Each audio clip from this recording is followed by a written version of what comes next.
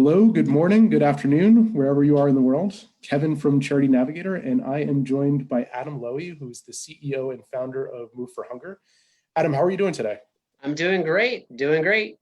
Thanks for asking. Good. Yeah, happy to have you on. So this is a continuation of the series that we've been doing on focusing on organizations that have been innovating and adapting throughout the pandemic. And I came to know Move for Hunger personally a couple of years ago. I used to live in the Asbury Park area and saw the good work that Adam and his team were doing. And late last week, we launched a new rating system. We're rating 150,000 nonprofits that have never been rated before. So of course, as we were going through this work, I was checking into Move for Hunger to see what their rating might look like, and was happy to see that they had rated 100 out of 100. And I had the pleasure of giving Adam a phone call and saying, Adam, you're going to be rated by Charity Navigator for the first time, and you've scored 100 out of 100 through our new Encompass rating system that's focusing on organizations that are either smaller or more recently established, or just organizations that we haven't been able to rate before. And got a good reaction from you, Adam. Oh yeah, I mean, it completely helps validate, the work that we've been doing for the broader part of a decade. I mean, Charity Navigator has always been one of those go-to resources for people that are trying to research really quality organizations out there. So certainly we were on it, we were aware of it, but to now know we've got a perfect rating, and now it's even more important that we keep that perfect rating, right? But it was really exciting. So I'm very honored and to be included here today. Of course. Well, and Adam's been a part of the launch as well. So we were able to break the good news to Adam, and then also showcase some organizations out of the 150 that are receiving their rating. So some of you may have seen Adam's name and Move for Hunger's name over the past couple of days on our social media. But Adam, for those of those that are watching that aren't familiar with yourself or Move for Hunger, it would be great if you could share how the organization came to be and your mission and what you all are doing. Absolutely. So I founded Move for Hunger with my family in New Jersey just about 11 years ago. My family owns a moving company here that my great-grandfather started about 100 years ago. So I grew up on a moving truck, whether you wanted to or not. And what we saw was when people moved, they threw away a whole bunch of stuff: food, clothing, furniture. But what really bothered us was the perfectly good non-perishable food that was just getting left behind or thrown in the trash. So Move for Hunger really just started as this simple idea: let's ask people if they want to donate their food when they move. Turns out people want to do good. You just have to make it super easy. And in a month, we collected 300 pounds of food. And it was kind of like in that moment that we realized, man, we could do a lot of good. We brought it to our food bank. That was my first experience learning about hunger. 140,000 people just in my county in New Jersey didn't have enough to eat. And when you look at it even more nationally, it's 37 million Americans, including, just so many children that are getting bad hungry each and every night. At the same time, that 40% of the food we produce in the United States ends up in landfills. So I figured if we could feed 300 people by doing our jobs, what happens if you get others involved? And that's really the spark that helped Move for Hunger grow. It's about leveraging this moving and transportation network to help support local food banks and pantries, not just in New Jersey, but across the United States and Canada. Yeah, it's fantastic. It's one of those things that, obviously food insecurity has been something that has existed since the dawn of time. And there are people that are underserved that need those resources. And it's become even more apparent during the pandemic where, you're having economic recession and people that are fighting illness and they need those resources now more than ever. I think the thing that, stands out to me about Move for Hunger is it's taking kind of that age-old need, but approaching it through a new model. So I guess, how did that kind of idea come to be, and have you seen it really gain some traction? Like you said, you've kind of expanded from beyond New Jersey to looking at the entire United States. Yeah, I mean, the model was always based on really taking resources that already existed, in this case, moving trucks going into people's homes, and making it part of the process. So, my family was able to say, hey, if you want to donate your food when you move, you can, and we'll help you do that free of charge. So it almost became a service. It didn't cost the moving company anything. It made the customer feel good, and the end beneficiary was the local food bank. Now scale that up. We have more than 1,000 moving companies across all 50 states and Canada, and they've made food rescue just kind of a core part of their operations. So when you think about long-lasting sustainable change, it's not about doing a food drive every now and then. And don't get me wrong, we do a lot of food drives, but it's really about how do you take this entire industry and give them purpose in a way that if Move for Hunger shut its doors tomorrow, it will continue to sustain. And we've seen a number of, moving companies join the board of directors of the local food bank, or help with, helping transportation get from the bigger food banks to some of the smaller pantries. What we learned was transportation is one of the biggest challenges that food banks and pantries face. And from a logistics standpoint, that's really where we were able to use our expertise and leverage our network. Yeah. And I think from kind of both sides, as someone that is moving, and then also from the moving company, is it really does seem like a no-brainer in that, hey, I'm moving into a new place. I don't want to take all this food and have to kind of pay to move that. And I have the opportunity to donate it and help others. And then from the moving company's perspective, I imagine it's kind of business as usual. It's like, yeah, we're moving stuff. We're just moving to do some good in the world, which is obviously something we all need right now more than ever.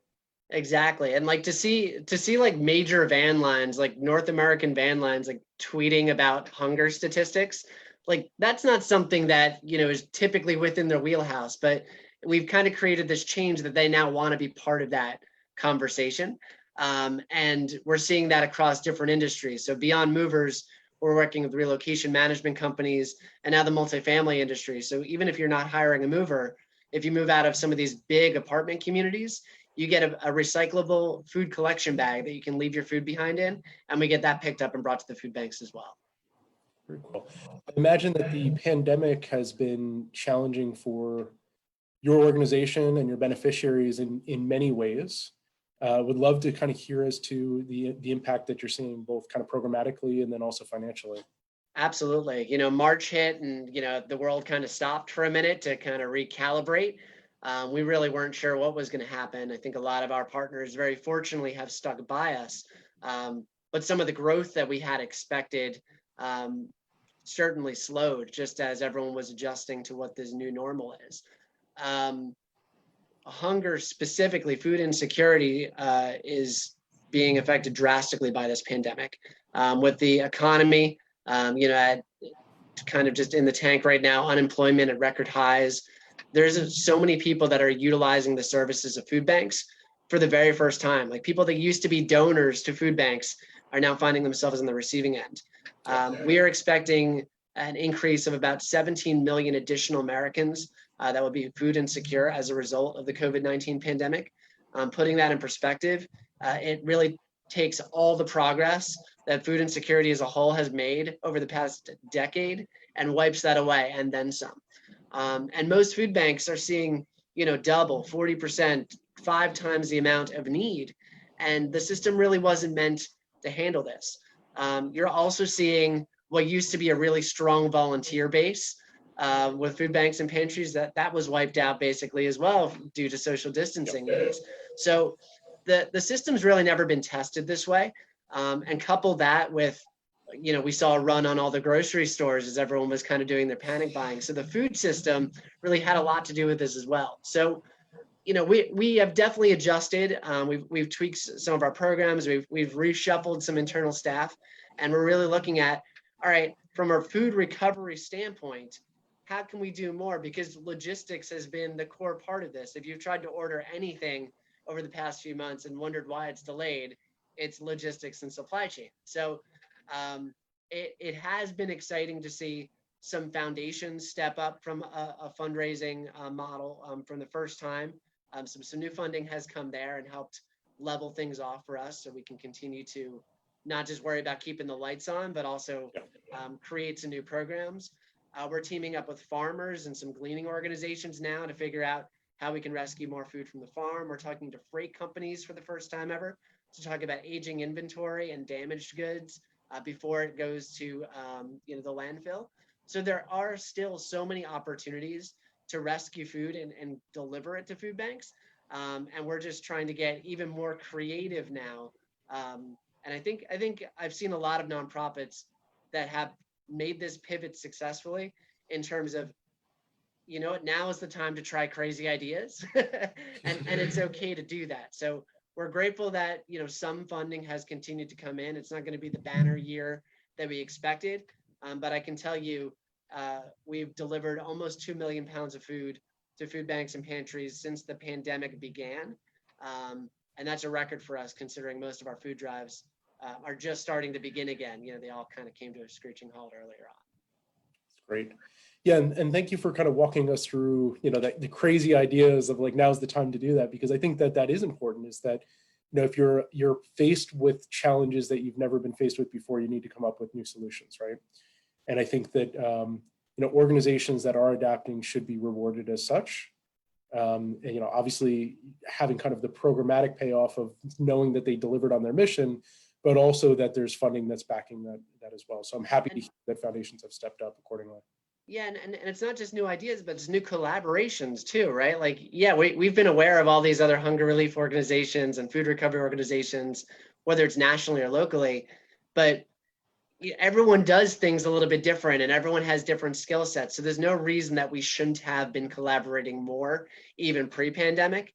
And that's been what's been most exciting for me and for my team anyway. It's all of a sudden we're talking to all these new folks and figuring out, how do we leverage all the resources we have to respond to this now? Because this problem isn't going away anytime soon.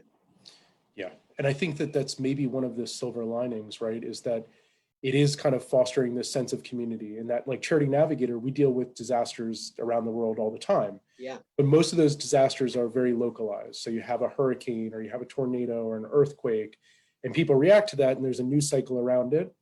And certainly the people that are living in that area have to deal with it for a very long time, and that's their reality. But this is something that's affected everybody globally, and something that everyone's going to remember for the rest of their lives. You do hope that it, from kind of the corporation and partnership side, and even on the individual side, is that it makes you do a bit of an inventory of saying, like, what matters to me and how can I make the world a better place? So I think that after you get to a world where there isn't social distances, what I'm hoping is for organizations like yours that are direct service, is that there will be kind of this outpouring of support of saying, how can I volunteer for these organizations, and how can I help them do the work that they're doing? Absolutely. And it's fun getting creative around those things, thinking about the now, trying to think about 6 months to a year from now, knowing that there still is uncertainty. But I think a lot of the changes we've made now, they're going to stay in place. Like, it's good things that we've been able to do. We've been able to build on and create maybe some new virtual opportunities that didn't exist, and find new ways to connect with, whether it be donors or partners or volunteers, and say thank you. I mean, we started a weekly video update, which we weren't doing before, but I felt, we're not going to conferences and we're not holding events. We still need to find that way to keep these relationships exciting, and let our donors and supporters understand that work is getting done, and more work needs to be done even further. Yeah. Well, I know you have a statistic of having donated almost 2 million pounds of food, which is just staggering, right? Have you heard any stories from the field of either folks from the partnership side or even beneficiaries that are receiving the food, as to some of the success stories that you've really been able to make an impact in the kind of our global community? Yeah, I mean, we're working with a number of food banks, two that I'd call out are the Food Bank of Delaware and also Food Share in Ventura County. We've been helping them pretty steadily transport either food from farms, local farmers, back to their food banks, or getting food from the food bank to local pantries, and providing kind of regular, steady transportation support at a time where they don't have a lot of those resources and it's cost prohibitive. It lets them do their jobs better. I mean, the goal is, a food bank doesn't just exist to feed people. A food bank exists to help people get out of poverty, because hunger is a symptom of poverty. And what we've been seeing is all these companies, all these partners of ours that we thought were going to get real hit hard during this pandemic, they also ended up being essential. Very fortunately, moving was an essential business. So while they were a little bit slower in the spring, they said, hey, what can I do to help? And this is outside of the norm of what Move for Hunger has done in terms of like the regular transportation. It's usually meant to be part of the process, but we've had so many reach out to us and say, we need to do more. Our community is hurting. And to be able to kind of take that passion and desire and match them up with, all right, there's a pickup over here, there's a tractor trailer load of food here. We've had big companies donate literally truckloads of product that we were able to get on very little notice. Otherwise, that would have literally gone in the landfill. So we're having to be a lot quicker on our toes these days. And there's not that many of us. There's only 12 of us full time that run the organization. But we do a lot with a little bit, which is why these donations are also so important. Yeah, oh, absolutely. And I think that that's one of the things that people don't realize about nonprofits is that how much change and how much good they can do on such limited resources. So whether it's funding or staff, we have this mantra where Charity Navigator has a very large footprint. We have more than 8.5 million donors every year that come to Charity Navigator to inform their giving. But behind the scenes, we're a group of 22 people. So it astounds people think of Charity Navigator as this massive machine with hundreds or thousands of employees. So I think it's great that you mentioned, that you're a team of 12, because I'm sure from the outside, people see all the work that you're doing and don't realize that. And I guess you had mentioned donations and just, how important that is, both from people that are donating, the food that then ends up ending up at the food banks, but also from outright contributions. I started this conversation by sharing that you and I had a fun call that was after 5 o'clock that I'm sure was a surprise to you. And, sharing that you had just received your Charity Navigator rating. Many people consider Charity Navigator as the premier trust indicator of the nonprofit space. So I'd love to hear from your perspective as to how that phone call kind of sat with you and how you feel about the fact that you've received your first ever stamp of approval from Charity Navigator. Yeah, I mean, not only was I excited, but the first thing I did after 5 p.m. was send the email to my whole team, because it's really them that have been working so hard to execute on all of the programs that we do day to day. And for me, it was a sense of pride to see their work be recognized in this way. And what we hope to do as Charity Navigator continues to roll out some of what I feel are some exciting new metrics and features is find ways to leverage that and find ways to show new donors and current donors that, we're doing things in a different way. When you think of logistics, which is what our organization does, it's not always very sexy and kind of hard to show on just a balance sheet. But, over 18 million pounds of food delivered over the past 11 years, 15 million meals provided, 2 million roughly during COVID.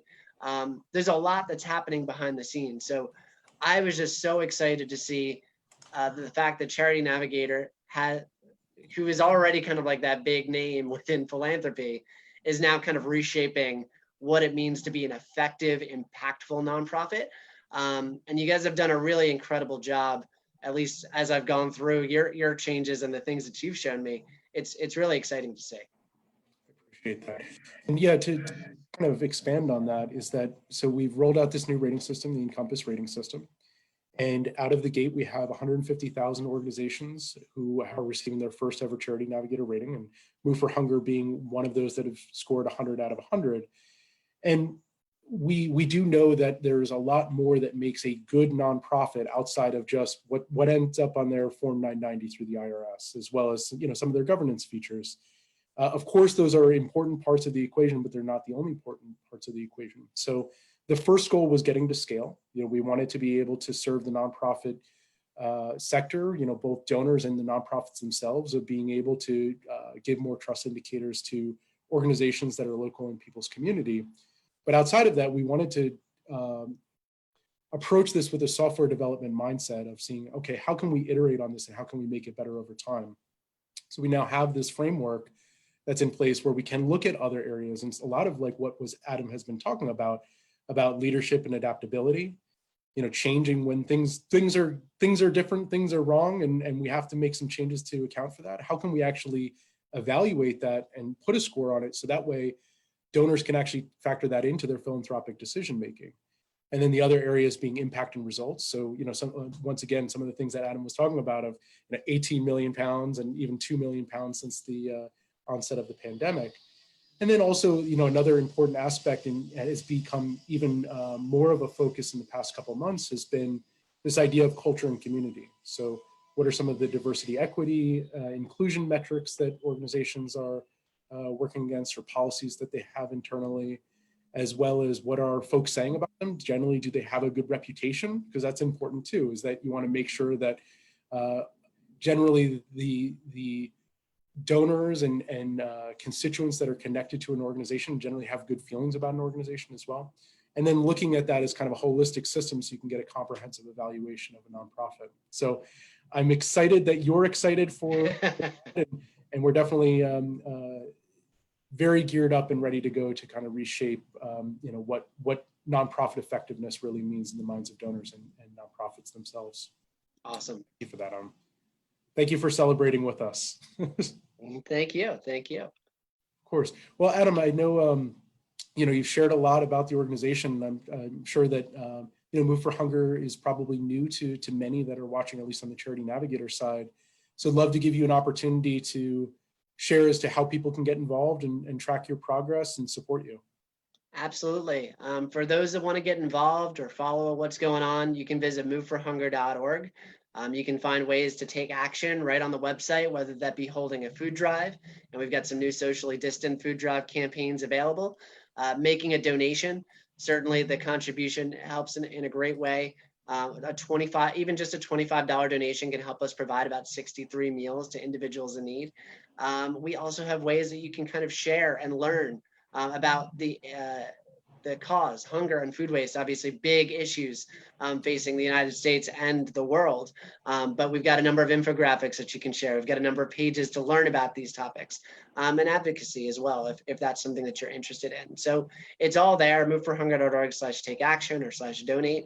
But we welcome really just introducing our organization to a larger group of people that might want to get involved. And though we may be national, our impact is always felt locally in each community we operate in. Fantastic. Thank you so much. It was a pleasure connecting with you. And once again, congratulations on your rating, and looking forward to keeping an eye and tracking how all of the changes that you're making and how they benefit the world. So thank you. Thank you so much. I appreciate you having us. Take care, Adam. Bye-bye.